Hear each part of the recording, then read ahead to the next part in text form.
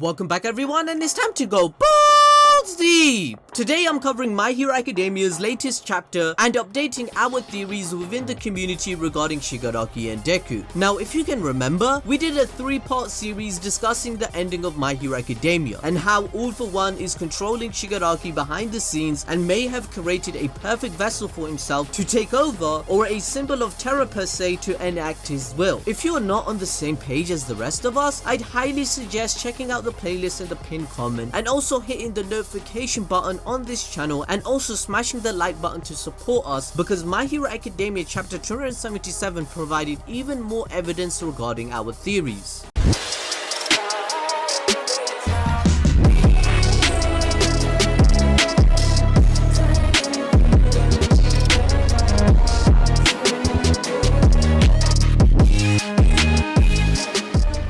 So let's begin from the start. This week's chapter begins with Shigaraki and Deku butting heads, as Deku asks everyone else a fundamental question: what's worse than the worst case scenario? He then explains that if Shigaraki can't use his quirk, then they can't hold back. It's their one opportunity to go all out. The heroes can't regroup because of the Nomu's right, and they're left with no forces to go against Shigaraki, meaning the worst case scenario is losing his sensei Aizawa. Like we mentioned in our previous videos, currently Aizawa is the only factor stopping the newly evolved Shigaraki from leveling everyone in front of him and stealing one for all. Realistically, Shigaraki could probably escape if he wanted to, but remember, he wants to take Deku's power, which is currently an inherent will inside of him driven by his master. Suddenly, Bakugo makes a move and sets off a stream of explosions in Shigi's direction, but they don't even come close to intimidating him, because I mean, come on, this man's a monster right now. Some sparkles ain't gonna scare this guy. Endeavor couldn't even get to him, and we all know his fire is a lot more intense. Midoriya tries to restrain him with Black Whip, but that also doesn't help, and Shigi pulls him along while he zooms towards Bakugo, most likely to get him out of his way, to remove one more nuisance from annoying him and slowing him down. Get this shit off me! Get this beta shit off me! Because Endeavor rushed in and got Shigaraki away from the young heroes. He then asks the two boys where Shoto Todoroki is, his son, but they don't know, and before he's able to leave and search, Shigaraki is back up on his feet and happy to know that Endeavor can keep on going. As the #1 hero, he wants to face a good challenge. Now remember, we know for a fact that another person decided to follow Bakugo and Deku due to the information we received from the search quirk graphic in chapter 274. This could either be Uraraka or Shoto Todoroki, as they heard Deku's conversation and believe he wasn't being entirely honest when he stated he forgot something. They knew something was wrong and already suspect Deku to have a similar power to All Might, so they may join in on the secret at the end of this arc. Gran Torino warns Deku and Bakugo that Shigaraki's physical capabilities are much stronger than anything they can even imagine, and Manuel commands that they not let him near Eraserhead at all costs. Endeavor informs them all that Shigaraki's strength is on par with All Might. However, the doctor told us in the last chapter 276 that altering Shigaraki's body any more than he did would have been too big of a mental burden on Shigaraki's brain. But Endeavor doesn't know this, and it's safest to approach this fight like you're fighting All Might himself, since All Might was the epitome and pinnacle of what the power Shigaraki is displaying is. He tells the boys that since they're here, they may as well assist him in the fight, which serves as an acknowledgement of their skills and capabilities.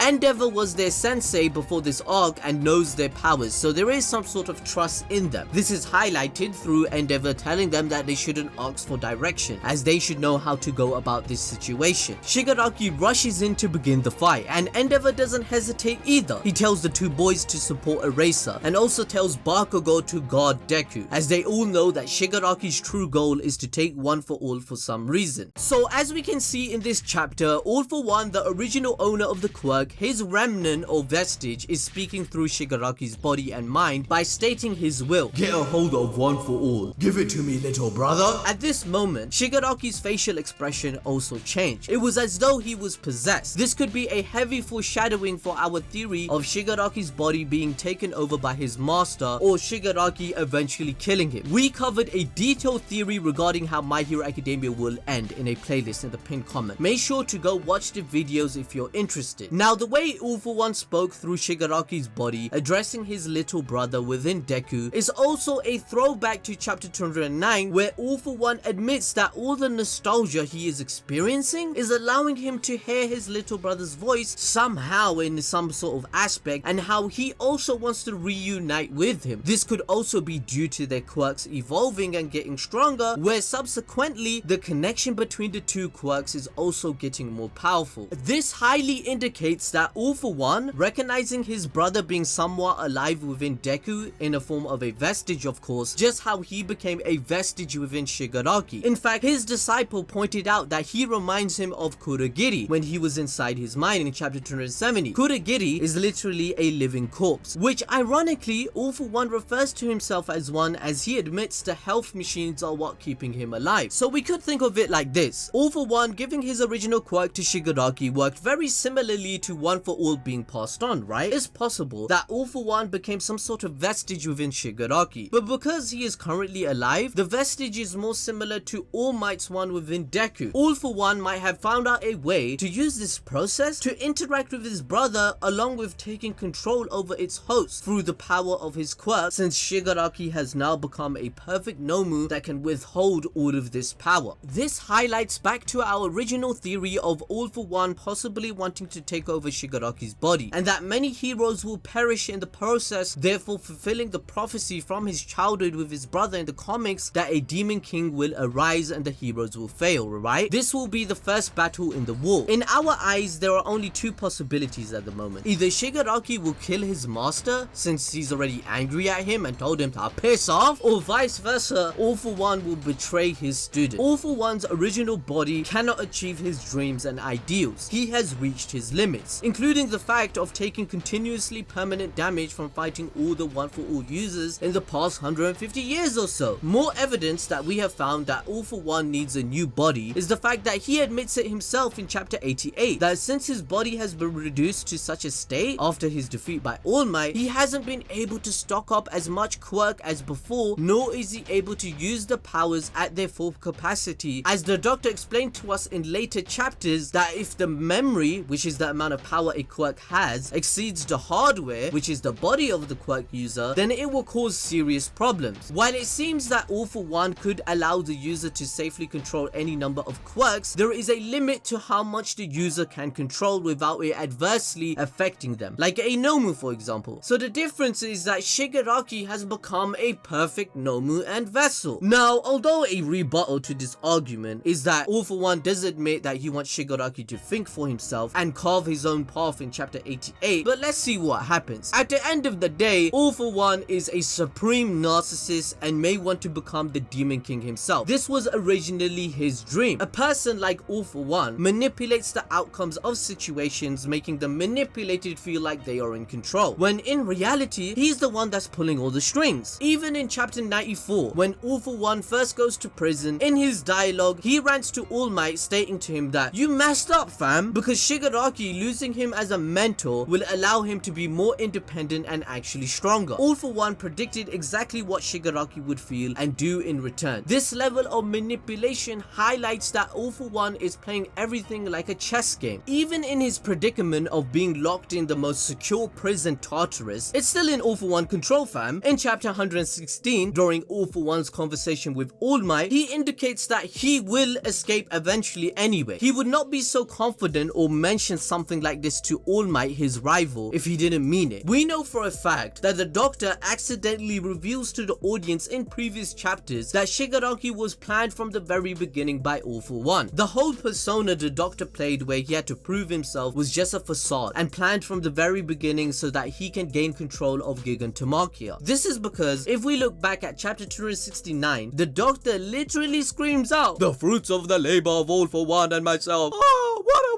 waste! I've lived for Shigaraki's sake." Why are you the way that you are?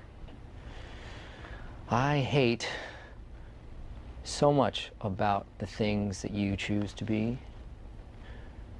The Doctor is crying out that their plan has failed and that the dream of the Demon King has now failed. The dream that All For One and the Doctor worked their entire lives for. This means they knew Shigaraki would accept doing the experiment eventually and gaining All For One. This only signifies that both of them were in cahoots to make Shigaraki the perfect Nomu minion vessel that will enact their will to become the symbol of terror, which is the opposite of All Might. This is because at the end of chapter 269, All For One is seen smiling as if everything is going according to plan. And he did mention in reply to that question, if you can remember, what exactly are Nomu? And in chapter 255, he replies to this by saying, "It's like making wine, trampling the grapes to extract their juice. I merely wanted to keep enjoying those delightful flavors." Horikoshi is using a metaphor here because both the Doctor and All For One mention fruits in a manner to express their plan. The fruit being Shigaraki, as if he's the perfect vessel for him to take over. Now, as All For One and the Doctor stated before, the power of having multiple quirks takes a huge toll on one's body due to the singularity theory and many other factors. Now, what quirk is the most dangerous and the hardest to harness? One for all, of course. This means that since Shigaraki's body has been upgraded to the point that it's a perfect Nomuan vessel in terms of raw power, as Endeavor put it in the chapter, his body and strength is almost equal to All Might when he had One For All, and Endeavor isn't an idiot, fam. He chased All Might his whole life to be number one and saw his prime, so it's no wonder that Shigaraki quirkless bodied him and Ryukyu all at the same time in chapter 276 in mid-air. It's insane. That's absolutely ridiculous durability, reflexes and enhancements on his body. Therefore, with the way Shigaraki is now, he can definitely withstand One For All's accumulated power as it's been passed down through its generations. It most likely wouldn't matter that his bones would shatter through its power, nor would it be that his bones would break, because on top of that, he has super fast regeneration quirk anyway. So maybe that's another reason why All For One could not steal One For All yet in the past 150 years, because he believed in the Doctor's singularity theory, if you can remember, and he's the one that gave him support on the idea. But coming back to the chapter and All For One's brief possession, Shigaraki and Deku are both confused as to what was stated and happened. In their point of view, they just witnessed Shigaraki mention something that they do not have knowledge of yet. On top of that, Shigaraki being confused also highlights that he is not entirely in control. Could he be a puppet? For example, Shigaraki is not aware that All For One's brother is the one that created One For All and is the first user. He also doesn't know his grandmother Nana was one of these people. However, since All For One wants to interact with his brother, using basic logic, we can deduce that Shigaraki would also eventually be able to interact with his granny Nana Shimura too, as she is also one of the vestiges within One For All. Therefore, if Shigaraki tries to take Deku's quirk or clashes with him enough, there might be some sort of reaction, thus allowing Shigaraki to gain the knowledge that his grandmother Nana was killed by his own master. With all this newfound information that Shigaraki will gain and the consultation from his grandma, this might possibly bring a conflict within his character's heart and pave a way for a redemption of his character. He may decide to kill All For One himself. Either way, Shigaraki realizes that someone else's will is pushing him, that it's not his own, right? He then rejects this voice and calls his master's ego stubborn. He declares in his head that this is his body, his power and his will. He now knows the truth about All For One and how he folded to the strength of All Might. He thanks his master for raising him up to this point, but he has decided that he doesn't want to be the next All For One. He wants to be even greater than him. He tells his master to keep his commands to himself because this is his will. Shigaraki has finally declared and stepped into his independence as a villain.